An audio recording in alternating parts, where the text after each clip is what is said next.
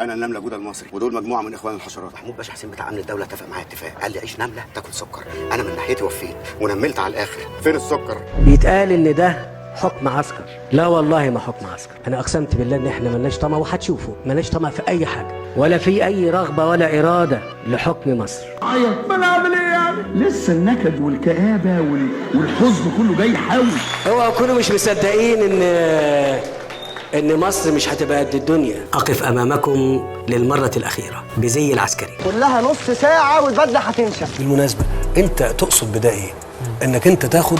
مش هقدر، مش عايز، انا مش قادر اديك. والله سامحته.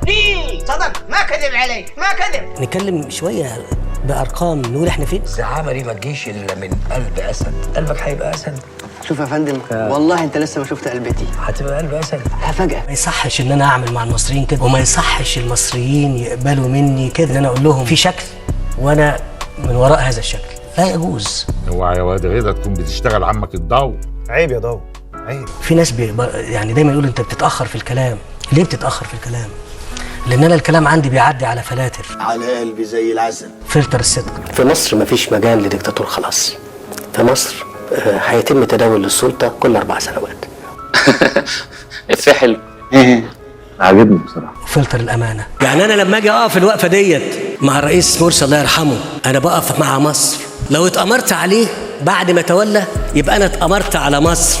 وفلتر الحق، ثم في الاخر ده يرضي ربنا اقول ولا ما اقولوش. واللي ما يرضيش ربنا احنا هنبقى موجودين معاه، بندعمه، بنأيده. مسك يا والدي.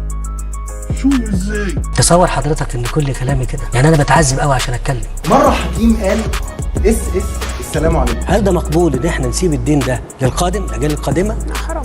لاولادنا، لاحفادنا، يعني هو ده الميراث اللي احنا بنورثه لهم؟ انا افتكر لا.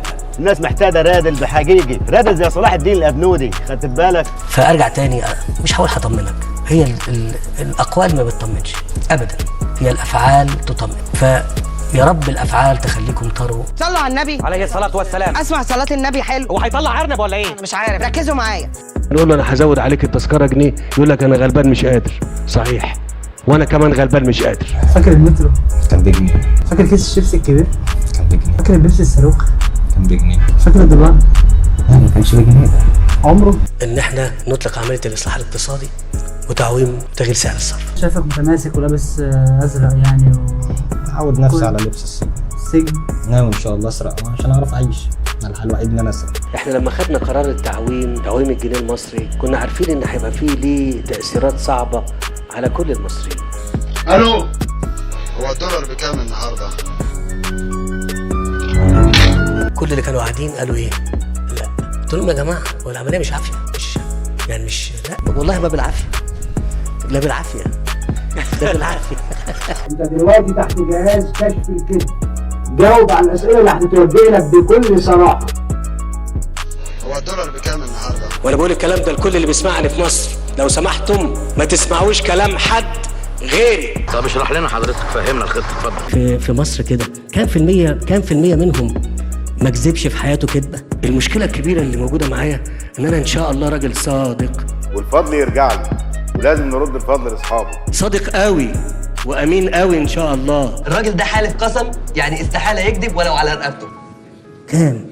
ولا اقول كام في المية كذب في حياته كذبه؟ خليك امين مع نفسك. انت جبت التباتة دي منين يا؟ انت مين اللي ولا؟ الأشقاء العرب قدموا لنا بالفعل 12 مليار دولار، هيدونا تاني؟ هم 12؟ أكتر شوية. أكتر كتير. تعرف الرقم الحقيقي. أكتر كتير.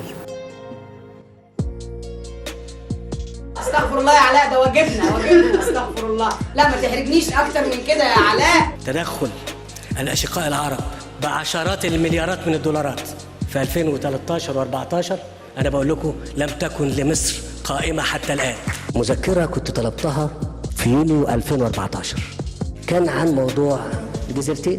الجزر مسجله لدى مصر انها جزر سعوديه، ومسجله لدى السعوديه انها جزر سعوديه. ارجو ان الموضوع ده ما نتكلمش فيه تاني. الله يبارك، مش ده المهم. اصل انا عليا صمت زي ما تقول كده، بحسن دخلي. لا نسمح بان ارضنا تشكل قاعده لتهديد جيرانها او منطقه خلفيه لهجمات ضد اسرائيل. امن وسلامه المواطن الاسرائيلي جنبا الى جنب مع امن وسلامه المواطن الاسرائيلي. انت طول عمرك بتفكر غلط. انا مش عجباني دماغك دي، انت بتحلك فين؟ والله محدش هيقدر ياخد نقطه ميه من مصر، واللي عايز يجرب بقى انت لساني يالا. اصبروا معايا سنتين. قلت اصبروا معايا ايه؟ سنتين. بس اصبروا عليا بس شويه، اصبروا عليا كمان شويه. ما تحل يا باشا، هو ماله؟ مش قصته، ما تشيلوش الهم ده، انت بكس. طور من نفسك. الناس في مصر مظلومه، والناس في مصر ما بتاكلش كويس. انا مش هاكل. والناس في مصر ما بتتعلمش كويس. انا مش عارف اعلم. والناس في مصر ما بتتعالجش كويس، مش عارف اشغل. بقول لك ايه، سيبك من الصعبانيات دي بقى، ها وسمعنا حاجه حلوه بقى. انا لو عايز افتتح كل يوم مشروع، بس خايف عليكم.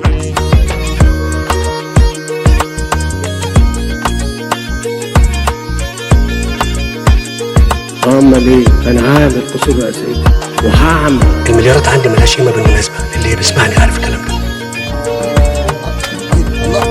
انت بترمي فلوس يا معلم سلطان، مالهمش مكان عندي في الخزن. حققنا انجازات. عايز اقول لكم الدنيا كلها بتتكلم عليه، الدنيا كلها بتقول يعني مصر بسم الله ما شاء الله. ففهمناها سليمان. طب انا عندي ازمه، طب انا عندي مشكله، هتتخلوا عنها؟ كل اللي فالح فيه بس كل شويه يمسك حد مننا ويقول لك همسكك السلك عريان يا وجع مربربه. يا بتوع الاقتصاد بيقولوا لي افكار اعمل فلوس من يا جدعان عاوز فلوس بقى، عاوز اختني. اعمل فلوس من اي حته، بس غير ان انا انصب على حد او اخطف حد. اديك اتلطيت اهو، انت واهلك وبلدك كلها. وكل ده ليه؟ عشان منفض ومسقع ومترلها. انتوا الايقونه بتاعتنا، انت البطل. جميل. هو البطل خلاص بقى ولا ايه؟ هو البطل خلاص ولا ايه؟ الموضوع ده لازم يتلم، ولو ما تلمش يبقى التغيير لابد منه. 5 بالحب. بس انا اسمع ان حضرتك ديكتاتور.